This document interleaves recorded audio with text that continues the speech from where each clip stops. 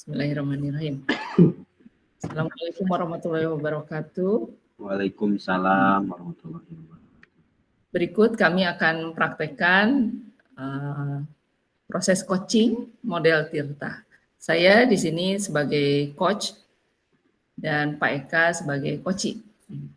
Kasus yang kedua itu adalah seorang guru TIK bernama Pak Eka bercerita bahwa beliau baru saja melaksanakan kegiatan supervisi akademik yang dibersamai oleh wakil kepala sekolah bidang kurikulum. Ternyata dari hasil supervisi tersebut, mereka merasa bahwa refleksi yang telah dilakukan dirasakan cenderung mengkritisi beberapa kebiasaan Pak Eka dalam melaksanakan pendidikan. Salah satu yang menjadi pemikiran Pak Eka adalah terkait penggunaan sumber belajar yang saat kegiatan supervisi, Pak Eka mengatakan menggunakan sumber belajar dalam bentuk PPT sebagai panduan pelaksanaan pembelajaran. Sedangkan buku paket belajar tidak digunakan sama sekali.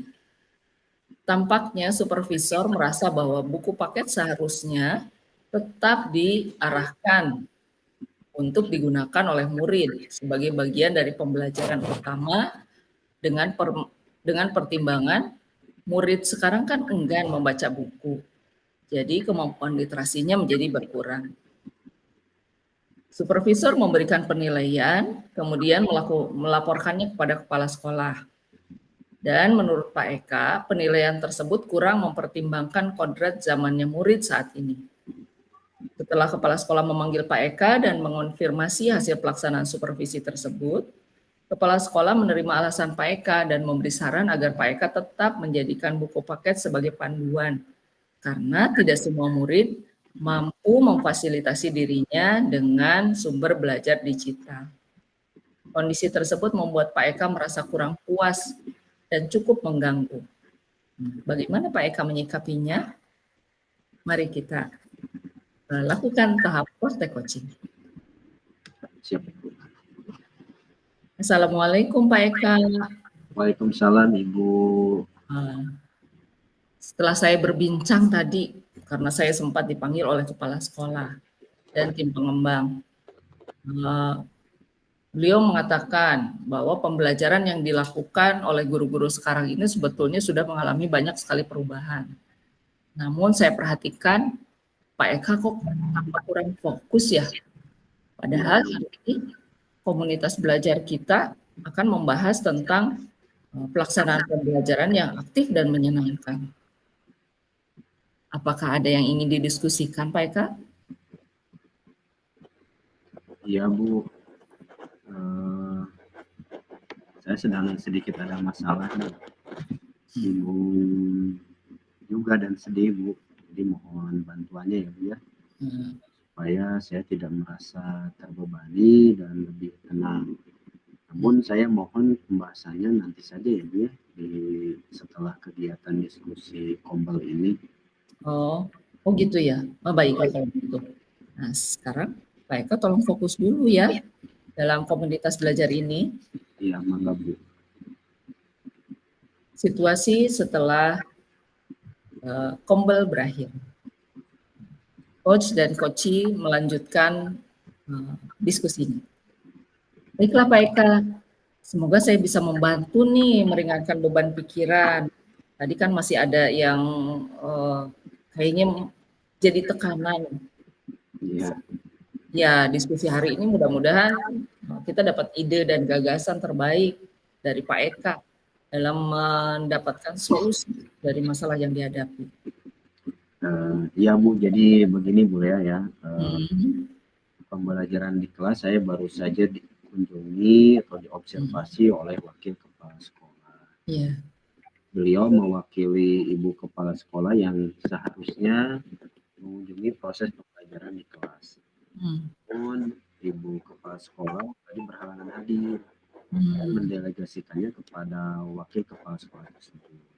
Nah, Kuliah kan tahu saya jarang menggunakan buku paket sebagai bahan ajar utama murid ini, karena sumber belajar saya sudah dibuat di PowerPoint Bu. Slide presentasi saya jadikan dalam bentuk infografis itu supaya lebih menarik Bu, lebih ringkas dan lebih mudah dipahami oleh Iya. Nah, jadi saat saya disupervisi oleh wakil kepala sekolah, beliau mempermasalahkan sumber belajar yang saya gunakan. Oh. Menganggap saya tidak mampu memanfaatkan buku paket sebagai sumber belajar menarik.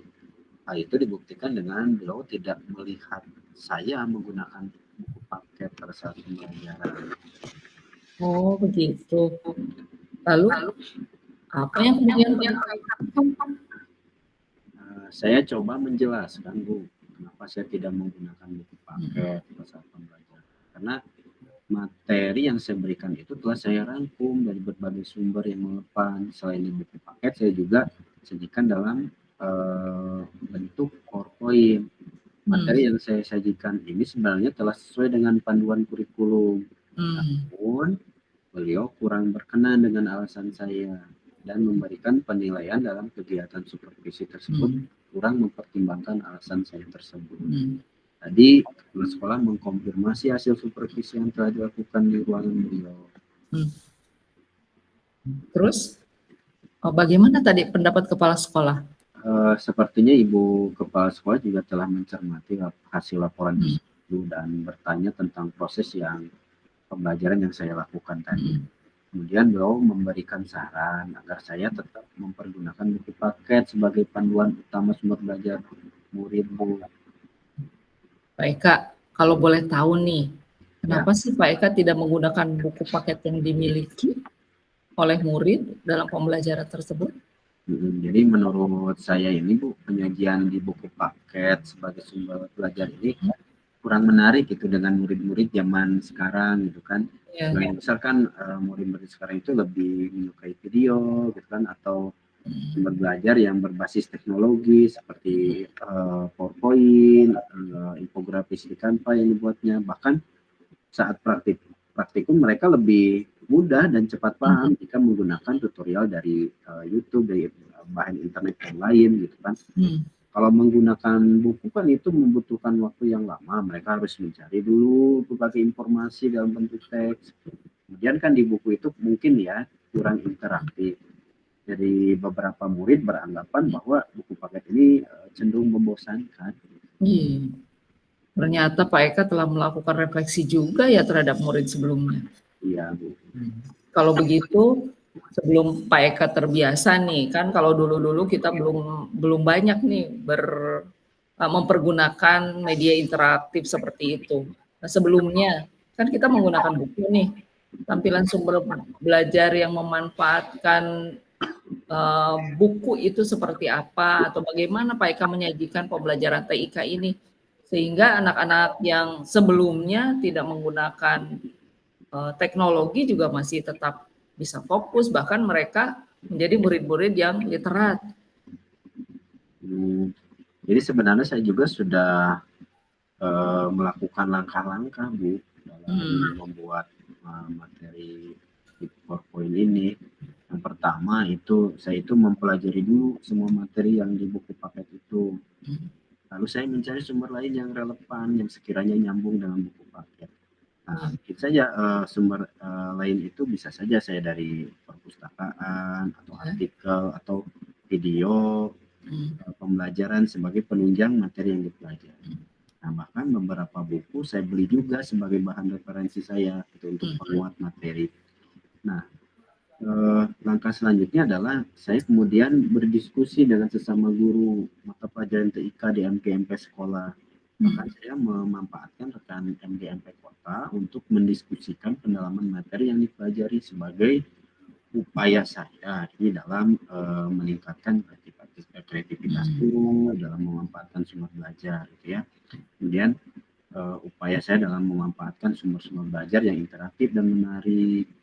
Kemudian upaya saya dalam memanfaatkan kemajuan TIK dalam pembelajaran, mengembangkan kemampuan pemanfaatan teknologi kepada murid, serta mengembangkan kemampuan guru dalam menganalisis materi dan sumber belajar yang aman dan ramah anak. Nah, menurut saya tindakan tersebut itu sebagai upaya untuk menciptakan lingkungan pembelajar yang berpihak pada murid, seperti yang diamankan dalam filosofi pendidikan Ki Hajar Dewantara. Nah, selain itu pembelajaran yang saya gunakan ini saya merasa penerapan pembelajaran berdiferensiasi itu lebih mudah diterapkan ketika menggunakan teknologi.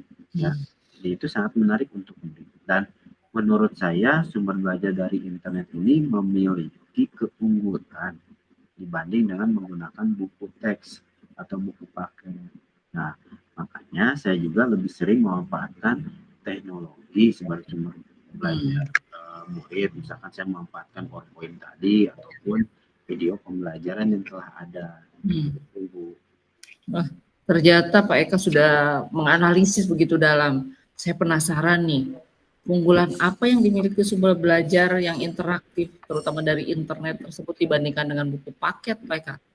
Sehingga murid-murid lebih nyaman begitu. Ya, menurut saya Bu, keunggulannya sebenarnya banyak ya dibandingkan dengan media pembelajaran interaktif dengan yang ada di buku paket ini. Nah, yang pertama itu kan bisa menarik perhatian siswa, kan? Karena lebih interaktif. Nah, yang kedua itu menurut saya keunggulannya itu bisa mengakomodir profil dari gaya belajar murid yang beragam. Ya. Kemudian bisa meningkatkan pengetahuan karena mereka juga eksplorasi di sana, menjelajah internet. Kemudian meningkatkan daya imajinasinya sehingga dia tidak terkurung di lingkup buku saja. Bisa mencari ke berbagai sumber gitu dengan imajinasinya. Kemudian mereka jadi menambah sih daya pikir kritisnya karena mereka banyak mendapatkan berbagai sumber setelah eksplorasi. Nah, kemudian menurut saya ini keunggulannya itu memicu siswa untuk lebih berpartisipasi aktif gitu ya dalam pembelajaran. Ada stimulasi di situ ya Pak ya. Nah, selain itu juga Bu, menurut saya informasi dari internet itu kan bervariasi gitu. Jadi tidak hanya itu saja. Di internet kan banyak menyediakan konten-konten yang menarik gitu kan, ditunjang dengan aplikasi-aplikasi pembelajaran yang praktis dan mudah diterapkan di murid. Simulasi-simulasi itu kan tidak kita menerangkan hanya dihayalkan saja, tapi kalau kita lihat tayangannya lebih paham gitu. Nah, murid-murid juga lebih cepat memahami materi dengan menonton video dan memanfaatkan internet dibandingkan dengan membaca buku. Wah, betul sekali Pak Eka. Mungkin itu ya yang membuat murid itu jadi lebih tertarik. Ada interaksi yang dinamis begitu dibandingkan dengan buku ya. Kalau buku kadang-kadang kan membuat anak tuh ngantuk, gitu ya. Sebentar juga udah ngantuk. Lalu saya penasaran nih, karena Pak Eka sudah uraikan, lalu mendapatkan poin-poin keunggulan, langkah selanjutnya yang akan Pak Eka lakukan sesuai dengan arahan Wakil Kepala Sekolah, tadi bilang kurikulum, Ibu Kepala Sekolah, seperti apa kira-kira Pak Eka? Nah, saya akan legowo terima dengan ikhlas apa yang tadi dikatakan oleh Bapak Ibu Kepala Sekolah gitu. Yang pertama saya dengan terbuka dengan lapang dada akan menggunakan buku paket sebagai sumber belajar yang utama. Nah, langkah yang kedua mungkin saya akan menjadikan penyajian pembelajaran menggunakan buku paket dan buku-buku lainnya yang menjadi lebih menarik dan membangkitkan minat belajar murid agar kemampuan literasinya, fokus dirinya, dan pembiasaan membaca itu lebih ditingkatkan di sekolah kita. Nah, jadi hal ini mungkin bisa berdampak pada meningkatnya budaya literasi pada peserta didik. Karena setahu saya kan anak-anak sekarang itu minat kurang gitu ya, minat baca terhadap buku pelajaran itu. Nah, itu. Kemudian langkah yang ketiga, saya harus meningkatkan kesiapan belajar murid melalui kemampuan pemahaman, melalui kemampuan membaca dan memahami bacaan dengan baik. Meningkatkan memfasilitasi kemampuan pemahaman bagi murid dengan gaya belajar yang visual. Selain itu yang saya juga rasakan bahwa dengan membaca ini, kemampuan sosial dan emosionalnya juga menjadi lebih terarah gitu, percaya diri karena kita banyak memiliki pengetahuan. Nah, saya jadi teringat gitu ya pada salah satu artikel tentang manfaat membaca. Nah, diantaranya kan itu meningkatkan kecerdasan, mengurangi stres, meningkatkan fungsi otak, meningkatkan kualitas hidup, meningkatkan kemampuan berkomunikasi dan relasi serta menumbuhkan sikap empati. Saya setuju Pak Eka tadi, apalagi manfaat-manfaat membaca itu sangat mengembangkan kemampuan siswa ya. Nah, menurut saya rencana Bapak itu sudah sangat baik dan cukup jelas begitu ya. Lalu bagaimana sih Bapak menerapkan rencana yang tadi nih? Rencana tadi itu saya akan berusaha memanfaatkan buku paket dalam meningkatkan kualitas belajar, terutama kemampuan literasinya. Nah, buku paket tetap menjadi pedoman bagi murid dan guru. Nah, saya berencana untuk memanfaatkan fasilitas yang ada di perpustakaan sekolah kita. Seperti yang kita ketahui kan perpustakaan sekolah kita itu tidak hanya menyediakan buku cetak berupa buku paket saja.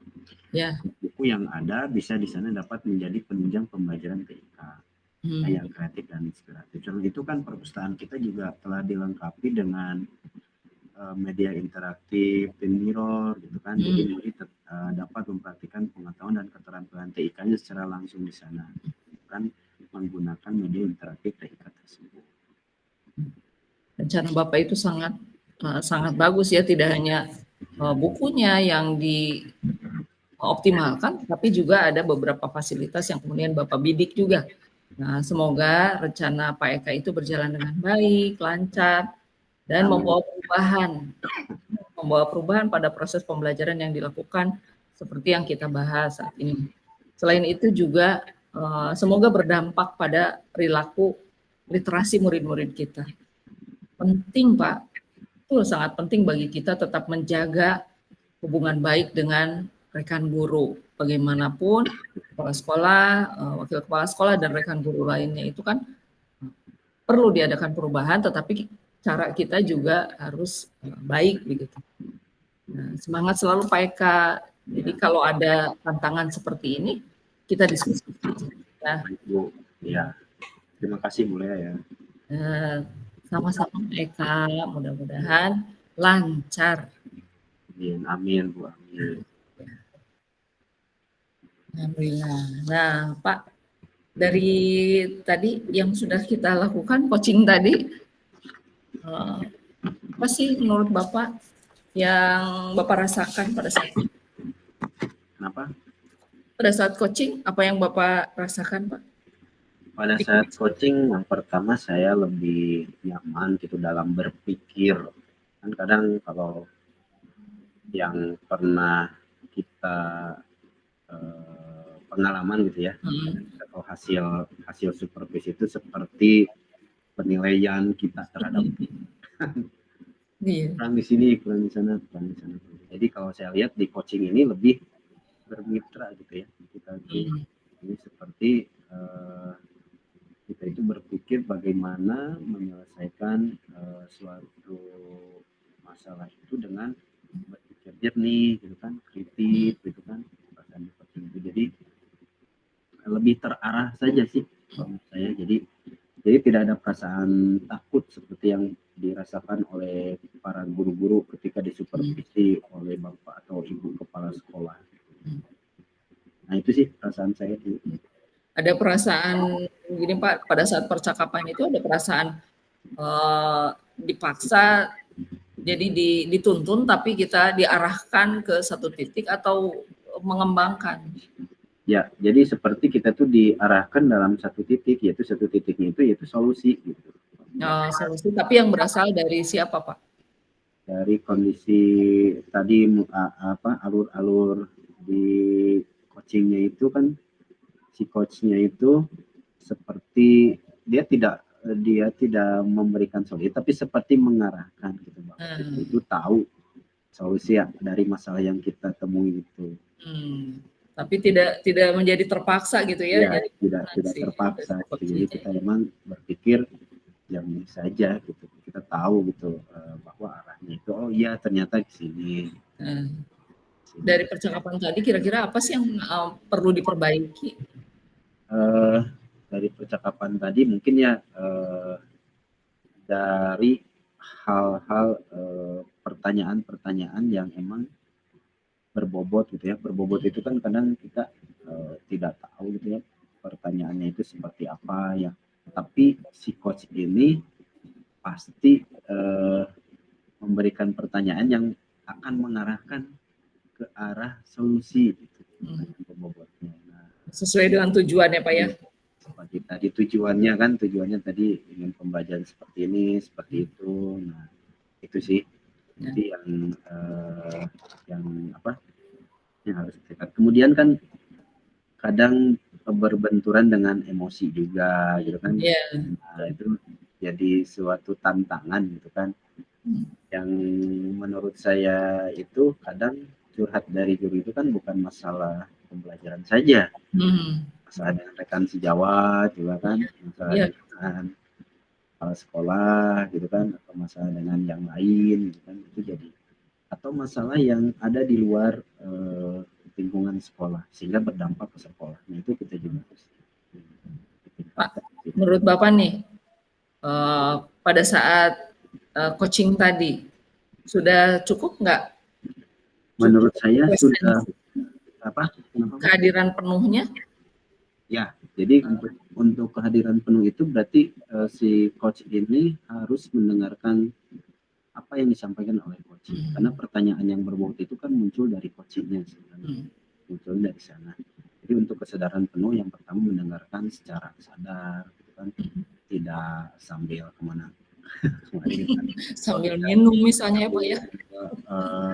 Apa benar-benar di namun cek bahasa Sunda mah ditungkulan gitu. Nah, ditungkulan gitu kan. Ya. Jadi gitu sih kalau menurut saya untuk kesadaran penuh. Ya. Kalau Sunda mah tidak benget yang hareup tetapi ya mikir ya raganya di mana begitu ya. Hareup hati mungkin. Tidak begitu tapi harus betul ya. Nah, untuk memperbaikinya nih apa yang harus kita lakukan? Untuk memperbaikinya tentu kita harus pelajari lagi itu tentang alur-alur tirta ini supaya lebih terarah nanti dalam coaching si coaching. Pelajari lagi tahapan-tahapannya gitu. Iya betul. Meng-coaching rekan, kita di coaching rekan begitu ya kita alurnya. Nah, jadi pas kita melaksanakan praktek coaching ini rasanya seperti apa Pak? Lega. Saat melaksanakan proses coaching ini, apa yang Bapak rasakan nih terakhir nih perasaannya? Oke. Yang saya rasakan pada saat praktek coaching ya tentulah jadi senang karena ada ilmu baru. Mungkin kita secara tidak sadar ketika ada teman sejawat curhat itu kita tidak mengarahkan, justru kita langsung memberikan solusi mungkin ya. Atau menjudgment itu sih taramiluan gitu workshop gitu. Workshop punya naon wae kadang kita judgment kan ya. Nah, jadi perasaan ketika di coach itu yang pastilah senang. Jadi nanti ketika kita praktik di sekolah untuk coaching ini tentu harus dipraktekkan tahapan-tahapan di tirta ini gitu. Insya Allah. Ya, alhamdulillah baik ya. Tur nuhun Pak Eka. Ya, sama-sama Bu. Ya.